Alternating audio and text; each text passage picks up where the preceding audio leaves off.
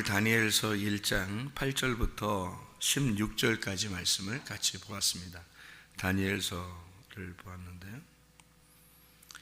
이 다니엘이라고 하는 사람의 이름이 하나님은 재판관, 하나님은 재판관이시다.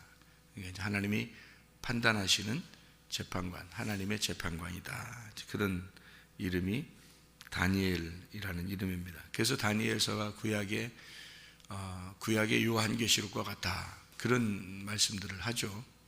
다니엘은 하나님의 재판관이다. 그런데 이제 여기 1장 7절에 보면 이름이요, 환관장이 이름을 고쳐줘요. 다니엘은 벨드사살이란 말은 뭐라고 되어 있냐면, 이게 벨이 아끼는 왕이다, 이런 말이고요. 이 하나냐라는 사람인데, 이 하나냐라는 사람은 여호와께서 은총을 베푸셨다는 그런 이름이거든요. 그런데 이걸 사드락이라고, 반열 이렇게 어디에 올려놨다, 그런 의미이고요. 그리고 미사엘이라는 이름이, 미사엘이라는 단어가 이제 누가 하나님 같으냐, 그런 말인데, 이걸 메삭이라고 바꿔서 이름을 했다고 그래요. 귀족의 그림자라, 이제 이런 이름이고요.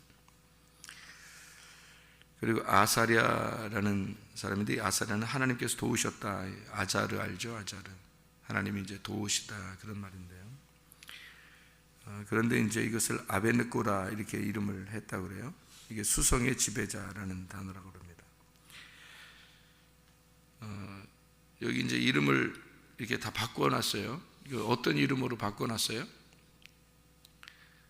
이게 원래 하나님 자녀들의 이름이에요, 원래 이름이. 그런데 이거를 바벨론의 이름으로 바꿔놨죠. 그러니까 바벨론식으로 이제 바꾸는 거예요. 그러니까 이름이라는 게 성경에서는 굉장히 중요하잖아요, 이름이라는 게. 근데 이름을 갖다가, 원래 이름이 아브람이라는 이름을 갖다가 하나님께서 어떻게 바꿔놨어요? 아브라함으로 바꾸는 거예요. 사레라는 이름은요, 사레라는 이름은 사라, 이렇게 바꿔놓고요. 그리고 야곱이라는 이름은 이스라엘이라는 이름으로 바꿔놓죠. 그러니까 혼자라는 이름에서 이렇게 단체의 이름으로 바꿔놓는 거죠. 혼자 이름에서 단체 이런 이름. 무슨 말이냐면, 아브람일 때는 혼자 잘난 사람이란 뜻이거든요. 혼자 왕이다, 이런 말인데, 아브라함 그러면 이제 민족의 아버지가 된다, 믿음의 조상이 돼서 민족의 아버지가 된다, 이런 열방의 아버지가 될 것이다 하는 단체를 만들어 놓고, 사레도 마찬가지다, 여왕이라는 말인데, 이게 이제 그 민족의 어머니로, 그러니까 열방의 어머니로 이렇게 만들어서 단체적으로 만들어 놓죠. 야곱이라는 사람이 혼자 있을 때는 그 발뒤꿈치나 잡는 그 발뒤꿈치라는 이름을 가졌는데, 이 사람을 하나님께서 이제 다시 다루시고 만나셔가지고 이스라엘, 하나님으로서 이기셨다, 그리고 너를 통해서 이제 민족이 나올 것이다, 그런 이야기를 이제 하죠. 이스라엘이라고 축복을 합니다. 그런데 여기서는 이제 반대로 원래 하나님께서 주신 좋은 이름들이 있어요.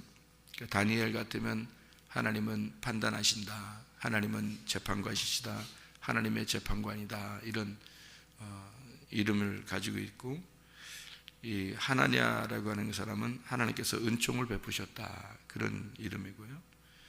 미사엘이라는, 누가 하나님 같으냐, 그러니까 한번 보자, 그런 말이고, 아사랴라는 사람은 하나님께서 그래서 우리를 도우셨다, 그런, 다 같이 친구를 보면 알죠.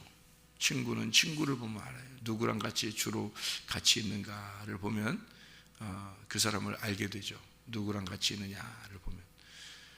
그래서 보면 교회 다니고 이런 사람들은 교회 안 다니는 사람하고 친구가 되기가 참 어렵죠. 고집도 있고 그래서 그런가? 응? 다른 사람들하고 친구 되기 참 어렵다. 근데 예수 믿는 사람들끼리 왜 이제 안 믿는 사람하고 이게 친구가 되기 어렵냐면, 친구라는 게 룻이라는 여자 이름이 친구인데요. 친구가 룻이라는 여자가 남편이 있었는데 남편이 죽었죠. 남편 죽어서 베들레헴에 올라와 가지고 다윗의 조상이 되는 그 보아스를 만나게 됩니다. 보아스는 하나님의 능력인데요, 이 룻이라는 여자가 와가지고 다른 사람 만난 적이 있어요, 없어요? 룻이 다른 사람 안 만났어요. 시어머니 나오미와 함께 올라와서 다른 사람 만나본 적이 없어요. 보아스 한 사람만 만났습니다. 그러니까 여러 명의 친구보다 한 명의 친구, 그러니까 확실한 친구, 남편 하나 잘 만났더니 끝났더라. 그러니까 남편과 아내는 어떻게 돼야 된다는 것을 룻기서에서 그렇게 보여주는 거예요. 친구가 돼야 된다. 그래서 가장 아름다운 부부 생활, 저보고 꼽으라 그러면 룻하고 보아스다. 그게 신랑과 신부, 남편과 아내, 그리스도와 교회에 대한 가장 그 모델링이 되는 그런 가정이 바로 이 룻하고 보아스입니다. 그래서 룻하고 보아스가 둘의 어떤 그 친구 관계, 그러니까 동등한 관계면서, 그리고 다른 사람과 사귀지 않는, 다른 사람과 친구가 없죠. 딱 보아스 한 사람만 친구가 되죠. 그러니까 남편과 아내는 그런 친구 관계가 돼야 된다. 누구를 보면 알 수 있다? 친구를 보면 그 사람을 알 수 있다. 그러니까 룻은 보아스를 보면 알 수 있는 거고, 보아스는 룻을 보면 알 수 있는 거라는 거죠.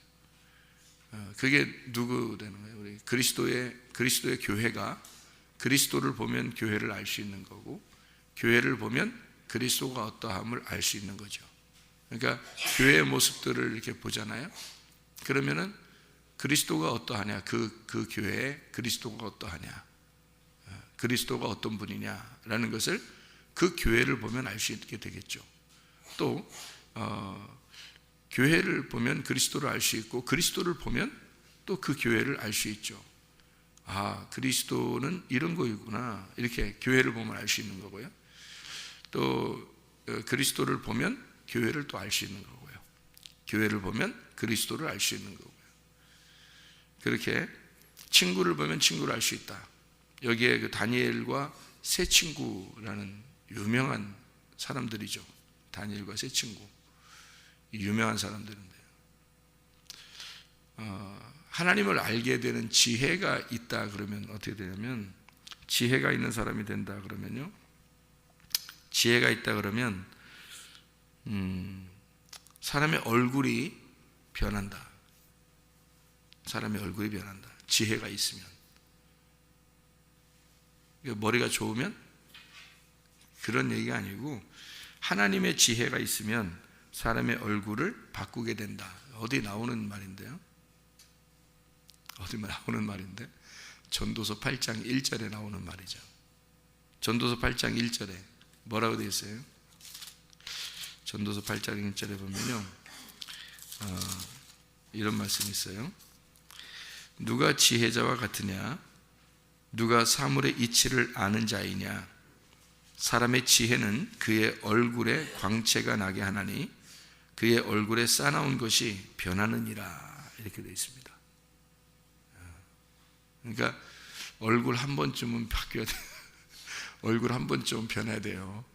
여러분, 누가 볼 때 여러분 얼굴이 좀 바뀌었어요 그러면 은혜 받은 겁니다. 얼굴이 좀 바뀌었네요 그러면 은혜 받은 거예요. 옛날 얼굴하고 다른데요 그러면 은혜 받은 거예요. 그러니까 누가 지혜자와 같으냐 이렇게 딱 판결하는 그게 다니엘이죠. 그게 다니엘이라는. 그리고 그의 얼굴에 광채가 난다. 이게 판님이라는 게 이제 얼굴이라는 말이고, 광채라는 게 오르입니다. 그러니까 판님에서 오르가 나타난다, 그런 말이고요. 사람의 지혜의 아담 호크마인데요. 아담의 그 지혜, 사람의 그 지혜. 그래서 그걸 이치를 깨닫는 사람의 지혜가 이치를 깨닫는 사물, 이치를 깨달았다. 그게 무슨 말이냐면 다바르 페쉐르라는 단어입니다. 그러니까 하나님의 말씀 이 자체를 이해하는 거 있잖아요. 요거를 이렇게 풀어지는 거, 요게 풀어진다 그러면 얼굴이 광채가 난다. 그렇게 그 말은 무슨 말이냐면 이렇게 한번 봐봐요. 쉽게 이 성경책이 얼굴이라고 생각해봐요. 얼굴.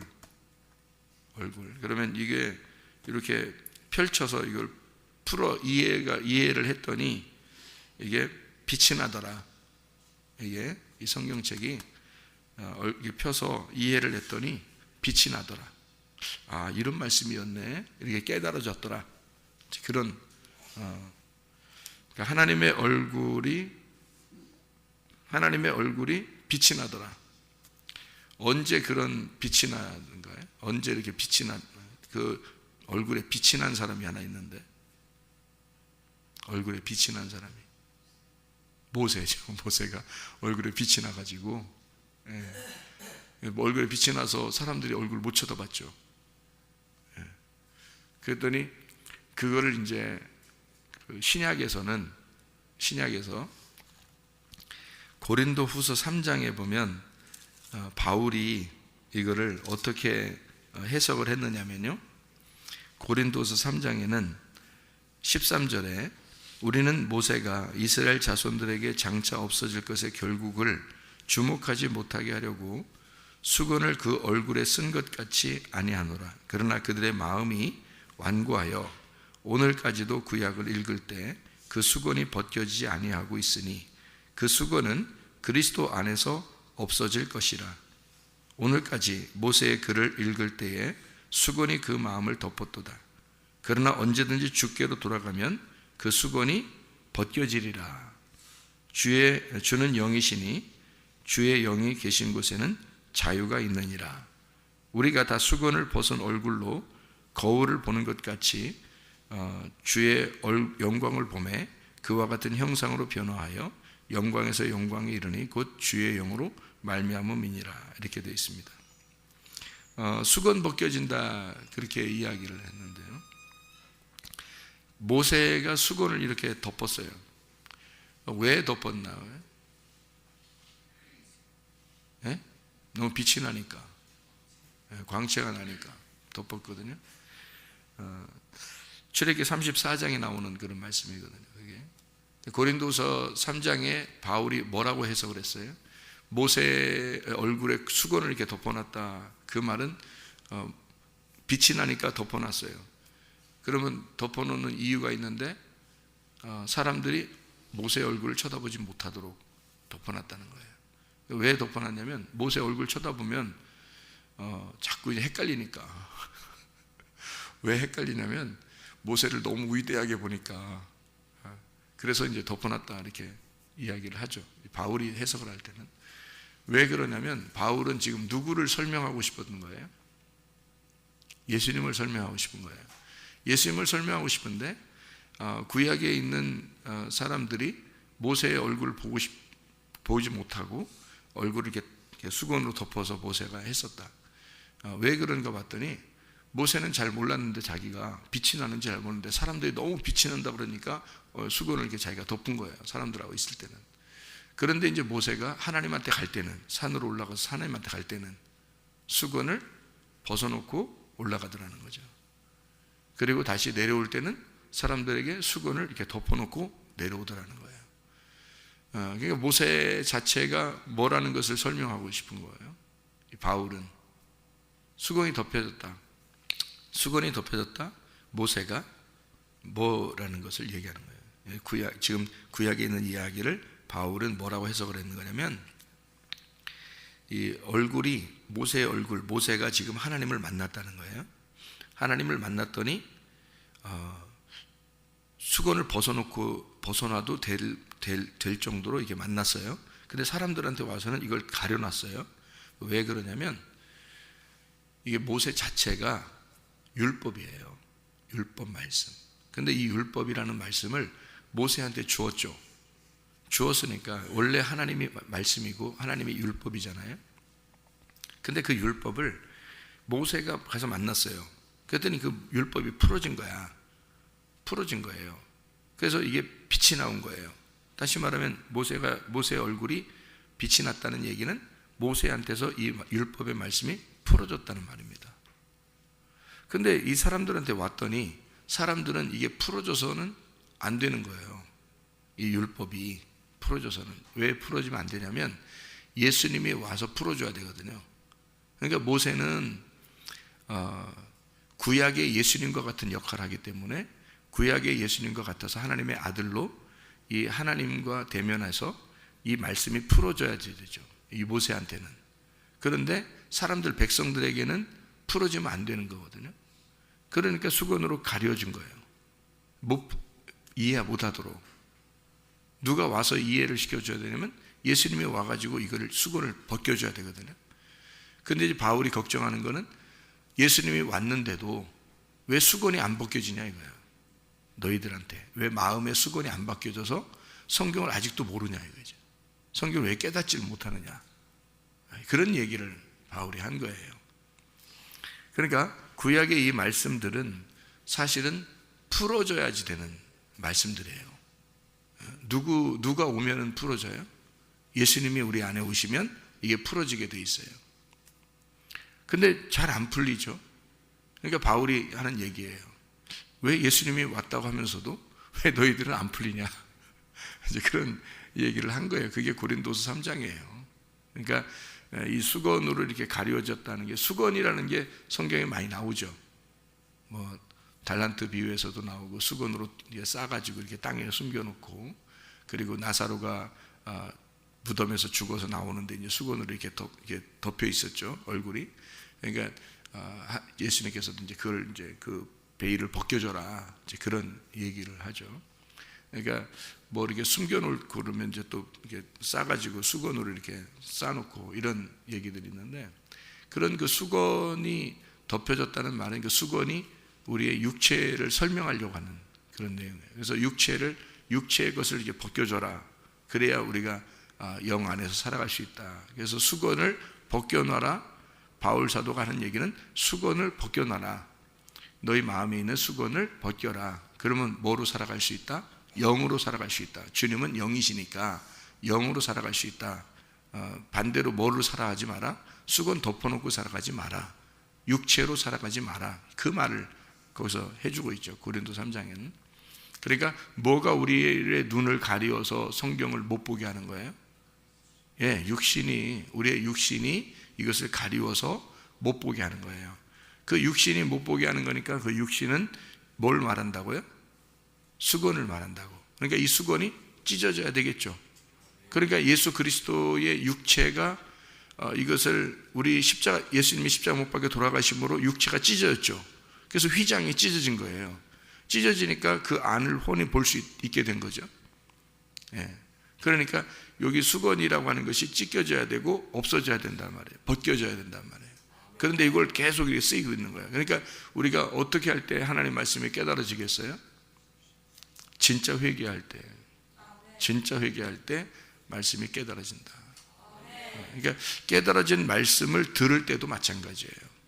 자기 마음에 육체 그 수건이 덮여져 있으면요, 이 말씀이 안 심겨집니다. 그러게요. 이게 찢겨져야 돼요. 그걸 찢겨진 밭을 좋은 밭이라 그러는 거예요. 그래서 농사를 접으면 알죠? 농사에서 좋은 밭 하면 그냥 막 밟아놓는 걸 좋은 밭이라고 그래요. 이렇게 호미로 막 판 걸 좋은 밭이라고 그래요. 호미로 판 걸 좋은 밭이라고 그래요. 그렇죠? 그러니까 뭐가 이렇게 덮여 있는 거를 좋은 밭이라고 안 해요. 딱딱한 거 이런 거 좋은 밭이라고 안 해요. 돌도 제거하고 가시도 다 제거하고 딱딱한 것들 이렇게 호미로 파가지고 이렇게 부드러워졌을 때 그걸 좋은 밭이라 그러는 거예요. 그래서 새 영이 너희에게 오게 되면 너희 마음을 부드럽게 한 다음에 씨를 심을 거다. 하나님의 영이라는 걸 심을 거다. 이게 에스겔서 36장 26, 27절이라고 했죠. 그러니까 예수님이 죽으시면 우리가 옛날 영이, 그러니까 죽었던 영이 살아난다. 새 영이 된다. 근데 그 새 영이 된 그 마음을, 그 새 영이 들어오면 마음을 바꾸어지게 되고, 마음을 바꾸게 되면 이게 마음이 이렇게 좋은 밭이 되면 거기다가 씨를 심는다. 새 성령의 영이라고 하는 하나님의 영을 심을 것이다. 하나님의 영, 자기의 영을 심을 거다. 이렇게 나와 있단 말이에요. 그러니까 성령님은 아무한테나 들어가는 건 아닌 것 같아요. 진짜 성령님은 마음밭이 이렇게 좋은 밭인 사람들에게 들어가죠. 그러니까 마음의 밭에 할례를 받아라. 그 할례가 뭐예요? 껍질을 제거하라, 그 말이죠. 그리고 수건을 벗겨라, 똑같은 말이에요. 수건을 벗겨라, 육체를 제거해라, 할례를 마음에 받아라, 이렇게 말하는 것은 껍질을 벗겨내라, 그런 얘기죠. 그 같은 말이에요. 그래서 마음의 할례를 받으라는 말이 성경에 많이 나오는 거죠. 그러니까 너희가 육체의 할례를 받는 게 아니라 마음의 할례를 받아야 된다. 마음을 찢어라, 그런 말하죠. 수건을 찢어야 되고 이 겉에 있는 육신을 제거해야 된다. 그게 진정한 회개라고 성경은 말하는 거예요. 그래서 정말로 내가 육체의 삶을 내가 끝내야 되겠다라고 그렇게 결심하고 하나님 앞에 기도하는 사람을 회개했다라고 말하는 거예요. 주님은 그게 너의 육체를 십자가에 못 박았다, 이렇게 말하는 거죠. 그러니까 예수님이 말씀이 육체로 왔으니까 육체로 와서 그 육체가 십자가 못 박고 그리고 말씀이 살아나야 되죠. 그래서 그 수건이 다 벗겨지는 거죠. 그게 이제 고린도서 3장에 설명해 놓고 있는, 바울 사도가 설명해 놓고 있는 얘기들이거든요. 자, 구약의 말씀은 그래서 이렇게 감추어져 있는데 그 감추어져 있는 걸, 율법을 이렇게 벗겨내야 된다. 근데 그 율법을 벗겨내지 못하면 너희가 속에 있는 알맹이를 먹을 수가 없다. 이제 그런 얘기가 되죠. 그러니까 껍질과 알맹이, 이것은 뭐예요? 이게 동물이에요. 이게 그 곡식이에요. 곡식이겠죠, 그죠? 껍질과 알맹이가 있다는 것은 이게 곡식이란 말이에요. 곡식. 특별히 말씀을 그러니까 깨달으면 특별히 얼굴이 바뀐다, 얼굴에 빛이 난다. 이 말은 오르, 이게 오르라는 빛이라고 하는 게요. 그게 진짜 빛이거든요. 저런 그 태양빛 이런 거 아닙니다. 진짜 빛을 말하는 거예요. 예수 그리스도를 말하는 겁니다. 그러니까 얼굴에 예수 그리스도를, 그러니까 얼굴과 얼굴을, 하나님의 얼굴을 모세가 만나는 것처럼 오르, 빛이 나서 하나님의 얼굴을 대면한다, 만난다, 그 말이에요. 이게 말씀이, 우리 말씀이 껍질이 이렇게 덮여진 게 아니라 여기에 수건이 벗겨져서 말씀을 내가 얼굴로 만난다는 얘기예요. 그러니까 말씀을 깨달았다는 얘기죠. 그 말하는 거예요. 그러니까 얼굴에 광채가 났다, 이 말은 하나님 말씀을 대면하여 깨닫게 되었다, 그 말입니다. 자, 그러면 이제 여기서 다니엘과 세 친구가요, 먹을 거를 이제 식물을 먹었더니, 곡식을 먹었더니 얼굴에 광채가 나더라, 얼굴에 빛이 나더라. 이 사람들이 더 윤택하게 됐다. 그러면 이 사람들이 어떻게 됐다는 얘기예요? 곡식을 먹을 때, 곡식은 어떤 식으로 먹죠? 여러분, 콩을 먹을 때요, 여기에 이제 그 영어로는 콩으로 되어 있는데, 영어로는 콩, 다니엘이 콩 먹었다. 콩을 그 사람들이 보통 뭐라고 그러냐면요, 밭의 고기다, 이런 얘기를 하거든요. 그러니까 이 바벨론에서 고기를 자꾸 먹으라고 했더니 다니엘이 뭐라고 그러냐면, 나는 저런 고기를 안 먹어요. 밭의 고기를 먹어요. 밭에 고기 주세요. 콩 주세요. 콩. 이제 그래서 이제 이 말 때문에 그런지 모르지만 어떤 사람들은 콩을 많이 먹으면 머리가 좋아진다는 말을 해요. 콩을 많이 먹으면 진짜 머리가 좋아진다, 그런 얘기도 하거든요. 그 말이 뭐 사실인지 모르겠는데 진짜 그래서 콩을 많이 먹는 사람도 있더라고요.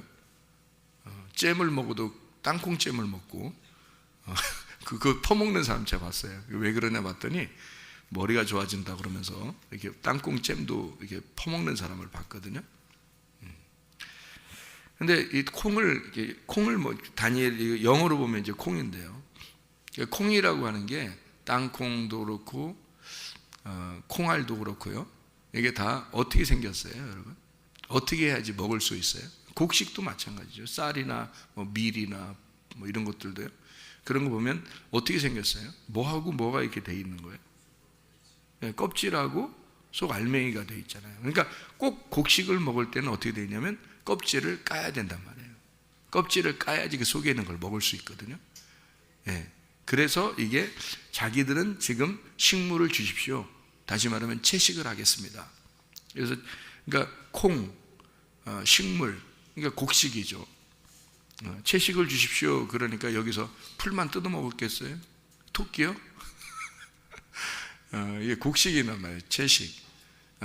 하나님이 광야에 사람들이 이렇게 나왔을 때, 이스라엘 백성들 애굽에서 탈출하여 광야에 나왔을 때 하나님이 뭘 내려주셨죠? 만나를 내려주셨습니다. 그 만나가 식물의 종류라 이렇게 되어 있습니다. 만나라면 식물의 종류, 가시와 같고 이렇게 진주와 같이 둥글둥글하게 생겼고 그리고 달콤하여 이렇게 되어 있죠. 단 말이에요. 그러니까 이게 만나가 광야의 식물이란 말이에요.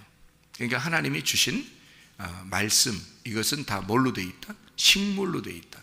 그러니까 다니엘이 그걸 아는 거예요. 아니까 고기를 먹지 않고 자기는, 그러니까 광야에서 만나하고 메추라기가 내려왔었는데 메추라기를 먹는 사람들은 어떻게 됐어요? 죽었죠.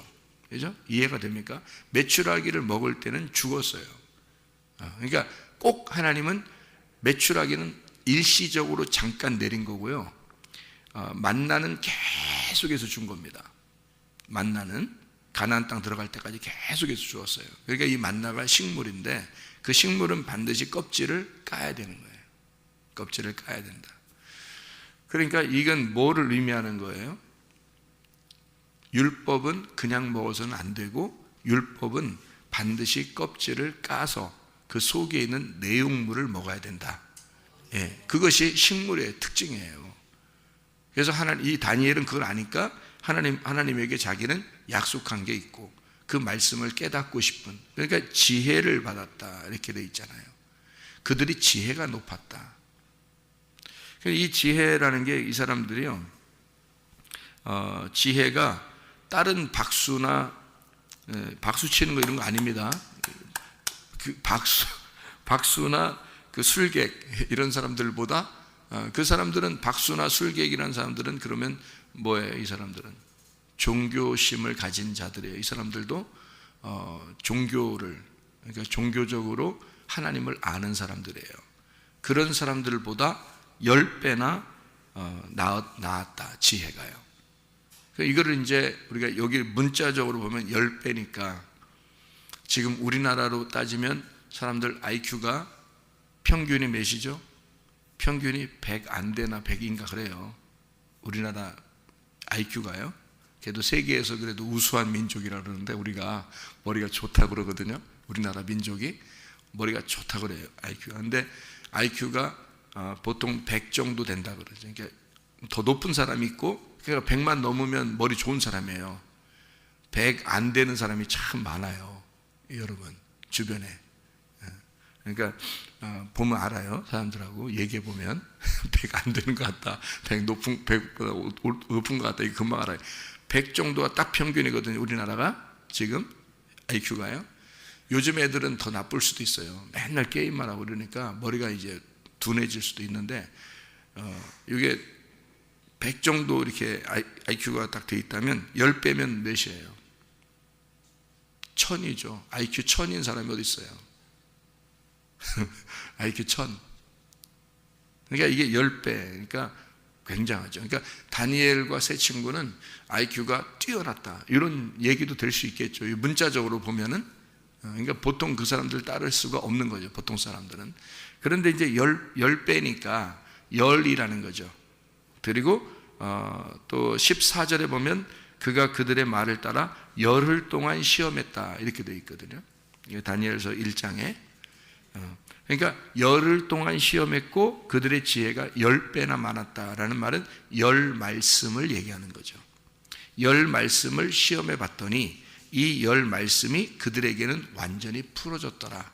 그러니까 이건 하늘의 지혜를 말하는 거지 땅의 지혜를 얘기하는 게 아니죠. 다시 말하면 10배나 지혜가 높았더라라는 말은 이들이 성경을 땅의 지식으로 아는 게 아니라 하늘의 지식으로 알았다 이 말입니다. 하늘의 지식으로 알았다 이 말씀을 그들이요. 이게 다니엘서 1장의 1절을 보면요.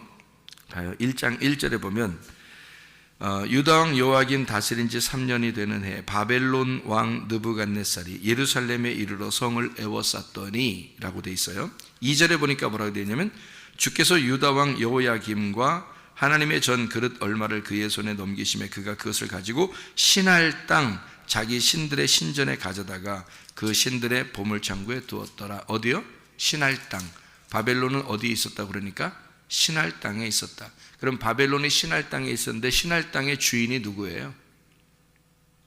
신할 땅의 주인이, 처음의 주인이 함자손 니무롯입니다. 그게 신할 땅의 주인이고요. 창세기에 나와 있는 창세기 10장에 보면 여러분이 나와 있는 그런 내용들을 알거든요. 함자손, 그러니까 함이 함자손이 노아의 그 자손이죠, 그죠? 노아의 자손이고, 그리고 함자손에서 니무롯이라는 사람이 나와요. 그게 신할 땅의 주인이에요. 그게 바벨론의 그 원조죠. 그리고 거기에다가 뭘 지어요? 바벨 탑을 짓습니다. 그러니까 바벨 탑이 있는 바벨 탑 짓는 곳이 바벨이고요. 그게 바벨론이 되는 겁니다. 그러니까 이 바벨론은 요한계시록에도 나오죠. 그러니까 요한계시록에 왜 바벨론이 나와서 바벨론을 음녀라 그럴까요? 그리고 그것을 무너뜨려야 된다 이러죠. 그러니까 바벨론이 요한계시록을 쓸 때는 로마 시대예요.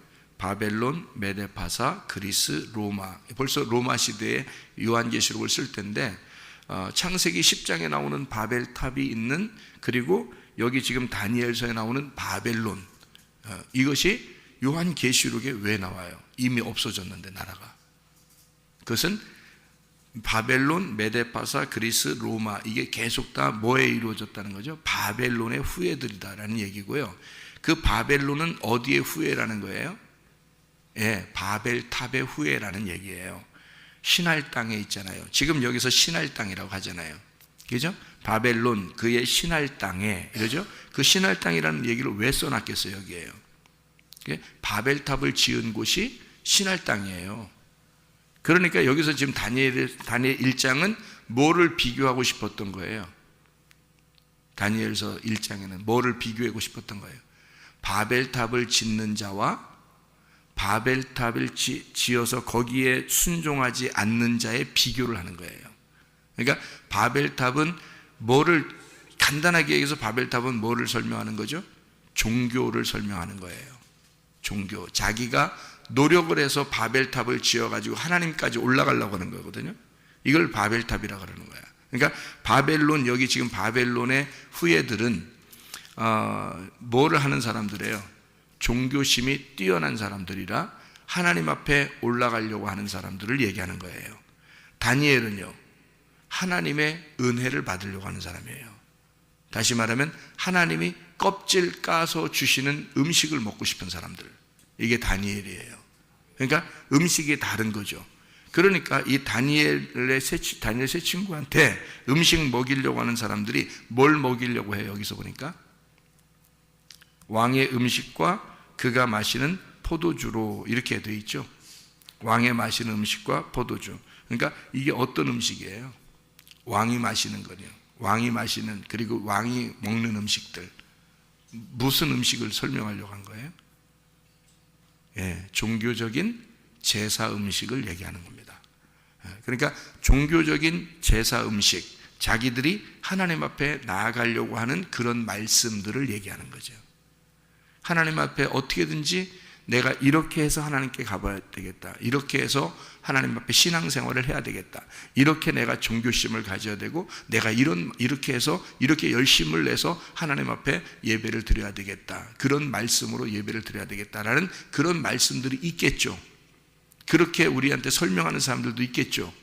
그런데 다니엘은 그거 안 된다는 겁니다. 그거 안 먹겠다는 겁니다. 원래 성경의 그 은총이라는 건요, 하나님의 은혜라는 건 우리가 노력해서 받는 게 아니에요. 하나님이 우리에게 일방적으로 내려오신 거죠. 일방적으로 내려오셔서 우리에게 주셔야 되는 거거든요. 자기 껍질을 까서 하나님 말씀의 내용을, 하나님 마음의 내용을 알려주러 내려오신 분이 있는데 그게 바로 예수님이에요. 누가 오라고 한 게 아니라 하나님이 일방적으로 오셔야, 그래야 받는 것이 은혜란 말이에요. 그러니까 다니엘과 세 친구는 우리는 여기서 노력한 제사 음식으로 우리의 몸을 더럽히지 않겠습니다. 하나님으로부터 내려온 말씀을 먹고 살겠습니다. 하나님으로부터 내려온 그 말씀, 껍질이 까진 그 말씀을 먹고 살겠습니다. 우리는 이 말씀이 풀어져야 되거든요. 이 말씀이 풀어져서 그 내용을 먹고 살고 싶습니다. 껍질을 먹는 게 아니라 내용을 먹고 싶습니다. 그 속에 있는 마음, 하나님의 얼굴을 우리가 뵙고 싶습니다. 하나님의 얼굴을 뵙고 살고 싶습니다. 하나님의 내용을 알려주십시오.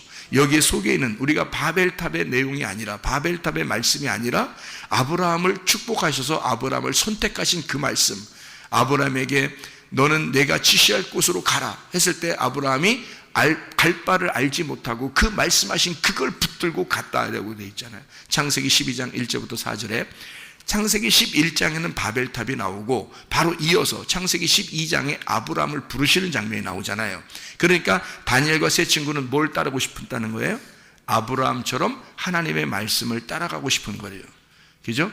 이 바벨론에 있는 사람들은요, 아니야, 너희들 그렇게 하면 안 돼. 바벨탑을 자꾸 쌓아야 돼. 이렇게 올라가야 돼. 너희들 신앙심을 열심히 갖고 열심히 해가지고 하나님 앞에 나가봐. 이렇게 창세기 11장으로 돌아가자는 얘기고, 다니엘과 세 친구는 아니야, 하나님께서 아브라함을 선택하고 그 말씀을 따라갔듯이 우리는 창세기 12장을 따라갈 거야. 아브라함에게 말씀하셨던 그 주님을 따라갈 거야. 그런 내용이겠죠. 그죠? 음식이 다르죠. 창세기 11장의 음식과 창세기 12장의 음식, 어느 것을 먹겠느냐? 여러분 다니엘과 세 친구처럼 하나님의 말씀이 풀어지고 하나님의 마음의 내용을 깨닫고 주님의 얼굴을 대면하고 주님 안에서 얼굴 수건이 벗겨진, 그래서 마음의 할례를 받아 하나님의 말씀 안에서 주님과 동행하다가 주님 만나시기를 바랍니다. 기도하겠습니다.